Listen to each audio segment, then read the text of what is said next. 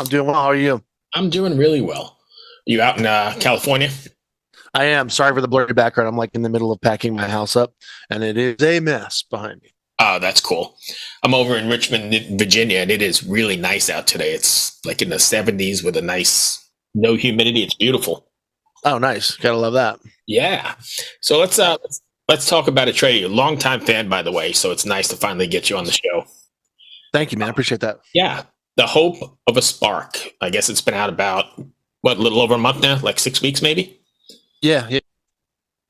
I know it's a four-song EP, but what's been the response to it so far? I mean, it's been cool. I mean, so far, I think that for us, trying to take the EP route and kind of release some songs in kind of smaller doses is proving to be exactly what we wanted it to be.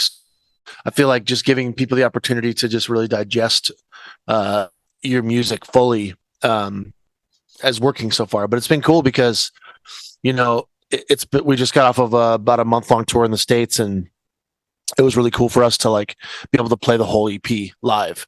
You could put all those songs into the set and not have it kind of be overbearing new stuff. And Drowning is kind of was a really quick like jumper for us. Like that was like from the week it came out that started going nuts live. Obviously, Watch Me Burn was going good. I mean, God Devil was a surprise for us. I mean, that song was going crazy live, and we didn't, you never know what to expect of the songs that aren't like singles or, the songs that don't have a light shined on them. But it's been really cool so far. People have kind of been really connecting to all the songs, which is nice to put out a release and have all the songs getting a bit of a spotlight.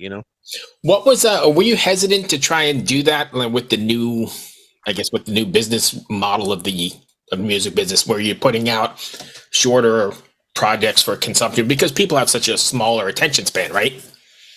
Yeah, I guess I care less and less about the traditional kind of methods of things and more about how do we actually get people to have the opportunity to, like I said, digest Right. all of the art.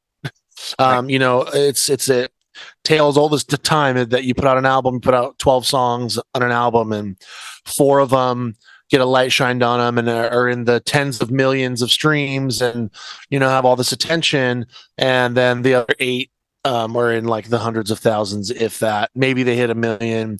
They're in the dark, and you spent all this time on these songs. And we're not a band that has historically put out records with a bunch of filler. Like, it's hard to get songs past us.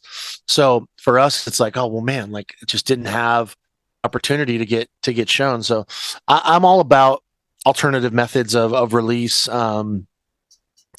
I think that physical release really only lies in vinyl and cool like collectors kind of stuff these days. I don't care about CDs.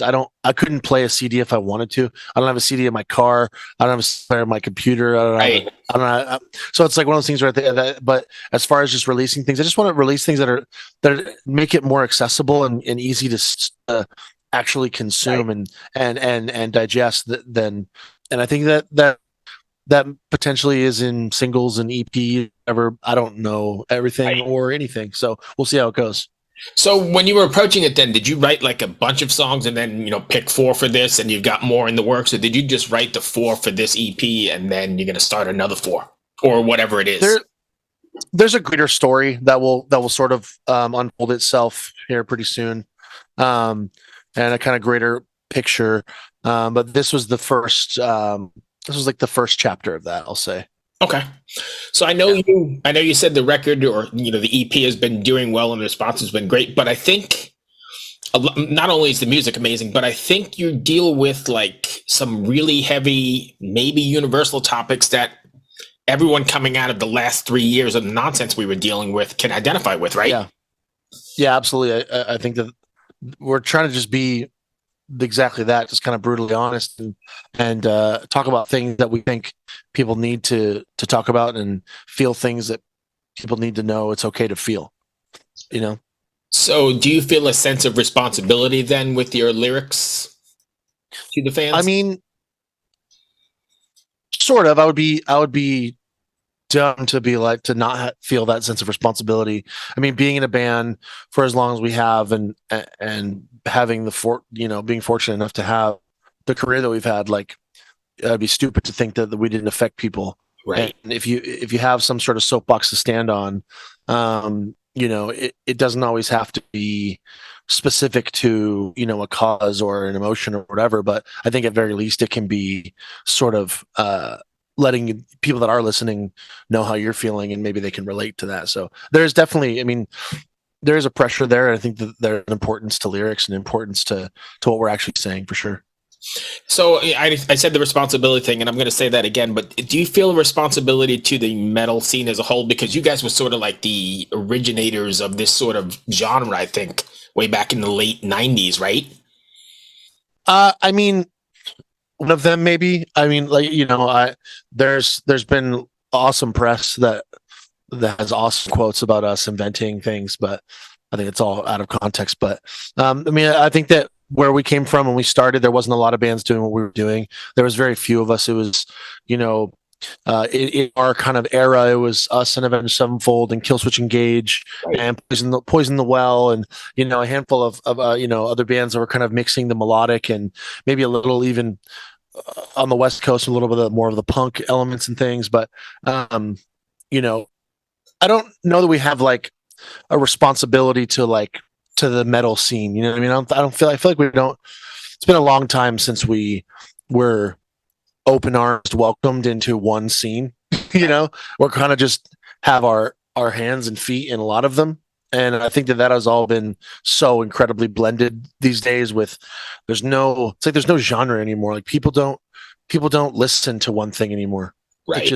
I feel like it's so rare. And the ones that do, unfortunately, the ones that do are metalheads. Like it's like Right. it's like if there is one like in a box, like it's a lot, it's those like dedicated metalheads, which is fine. I think the majority of the population is just listening to everything. Whatever comes on, right? Or just a mixed up playlist. Yeah. I always joked. I mean, I always got asked the question, like, what's your guilty pleasure? And I haven't had one since I was like in my early 20s, when I realized, like, why would I feel guilty about listening to music that I like, regardless of what it is? And I think that concept that's the norm these days, I think. So I think that makes a whole lot of sense, right? Because if the music connects with you, it doesn't matter if it's Taylor Swift or country or, death metal, right? It's if it connects somehow and you get something. I like it all. I get it. Yeah, that makes sense.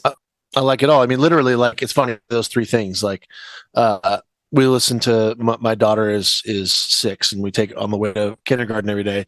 Most days, a lot of them, we listen to "Welcome to New York" with Taylor Swift. Right. Do I care? No, it's a great song. Right. And then, but I also like what is it like? There's like the 26th anniversary of the In Flames album "Colony," one of my favorite metal bands of all times. And then at the same time, last night I watched the Jelly Roll documentary, and that "Son of a Sinner," song is a great country song. Like I'm down for it all. That's great. So when you guys are you guys writing the song like for the song's sake, or are you writing a song for how it's going to come across on the stage? I mean, it definitely crosses our mind. When you're in the studio, it definitely crosses your mind where you're like, "Oh, this is going to hit live. Like, this is going to be the part." Right. But I think that sort of comes secondary. Like we have those moments where you do want to get the tempo or that kind of one little head bobbing moment. Like there's a moment on In Our Wake, a song called "Anger Left Behind" the tempo is perfect, and every time we play it live, I have all of the lights on our stage doing the same thing, because it's hilarious, because the tempo and the visual, you have thousands of people all doing the same thing. But like, so that comes to mind for sure. I think that the song builds itself first, like just how it feels in the studio, and then that kind of like maybe the parts to kind of adapt to a cool live experience too, because that is a huge part of our band. I mean, the live experience is, a very, very big part of our band. Right. So you ever imagine you'd still be doing this for whatever 20 years, 25 plus years? I'm guessing we're in it now. 25 years next year. I think that when we started, I didn't have a realistic idea of time or where this would go. I think when you're a kid and you hop in a van with your friends, and the only thing that matters is hopping in a van with your friends, you kind of like don't have a, well, what am I gonna? Is this gonna work still in 20 plus years? And the fact that we've been a band for, like I said, next 25 years, and I still feel like we have ground to cover, and we still keep kind of breaking these milestones, having these new kind of wins Right. for our team and for our band. That's an incredible thing. It's funny because we talk about this all the time. Again, I bring up kids, and you meet parents at school, and it's like, what do you do? And it's like, I'm a musician. Right. And they're like, oh, what do you do? I'm like, I'm in a band. And they're like, oh, like the second question is always, are you famous? And I'm like, well, it depends on what kind of music you listen to. Define famous. Right. Yeah, like define famous. And it's like, and they're like, well, how is your band big? And I'm like, define big. I'm like, Right. I put it this way. I'm like, being in a band is my job for the last 25 years. Right. I'm like, pays my so bills. that's the only thing that I do. And they're always like, oh, okay, cool. But I mean, that's a crazy thing to say out loud. And I think we're very fortunate to be here. And I think that we're a band that's always, we've had our ups and downs, we've had our twists and turns. And I think that somehow we sort of come out the other end stronger every time. And I think that that's just like a testament of our sort of bond and our friendship. Like, we are actual friends. We grew up together, and we care about this. So it's one of those things that, it's crazy to think about. It's a long time to do anything. It is. And it's a long time to do anything in this weird business that you're in, right? This music business chews people out quicker than anything. And, to say you're still here 25 years later is pretty amazing. It's pretty insane. I mean, we've seen a lot of bands, get a lot bigger than us and are gone now. We've seen a lot of bands never get even to where we are, and they're gone now. So it's one of those things where it's like, we're still here, and not only still here, but it's like still going relevant. well. Right. Yeah. Like it's an awesome thing. And, we're very fortunate, and that's not lost on us at all. What do you guys have planned for the rest of the year? I know you said you just got off a run. You got other stuff coming up? Yeah, we'll be doing probably another run in the States. That's kind of in the mix right now, getting planned, and then we're doing, it's basically a world tour. We announced the We Want Your Skulls world tour, the first, which is Europe, UK, in November, December, and then we will sort of be announcing more legs of that in the States, Australia, hopefully. We're doing some shows in Canada with Iron Maiden. That'll be a part of that. But it's we're going to kind of it bit by bit. So we're planning on taking the whole world. Awesome. What's it like touring post pandemic? Is it very, very different for you guys, or is it kind of just? Now it's fine. I mean, the first tour we did in 21? Mm-hmm. Was it 21? It was weird. Like, there were still lots of rules, and we were trying to be very dadish on tour and get other bands to like adapt to, safety protocols and stuff, which was fucking hopeless. It's like wrangling a bunch of children, and right. Like, I've never had to yell at dudes in bands before in my life, and I, looking back, it's like, was it necessary? Was it not? At the time, all we wanted to do was finish a tour. Right. And it's like, all I know is that I know how much that tour bus costs. And I know how much I have to pay our crew no matter what happens. I know how much all this costs. So all I want to do is finish the tour so that I don't lose like tens and tens and tens of thousands of dollars. Right.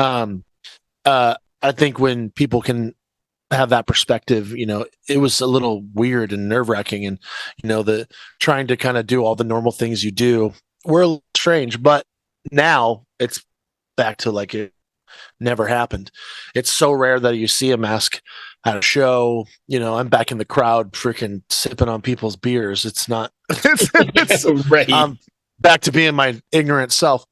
But yeah, I mean, it's cool again. It was weird for a little while, but I think we kind of pushed out the other side. It's fine now. Sweet. That's going to bring me to the end of my questions. I don't know if I missed anything you wanted to cover. I really love the EP. Yeah. Been banging it. Man. Sorry about the screw up earlier trying to get this worked out, but no worries, man. It was all good. No worries at all. I appreciate you taking the time, and I don't know if you're swinging this way on the run, but hopefully we'll catch you on this side somewhere. We should be out there. Yeah, we didn't do tons of eastern states, so we should be back out there hopefully in the fall. Okay, cool. Well, I appreciate Awesome, it, man. Be well. Thanks, take it easy. Take care. Bye. Thanks. Bye.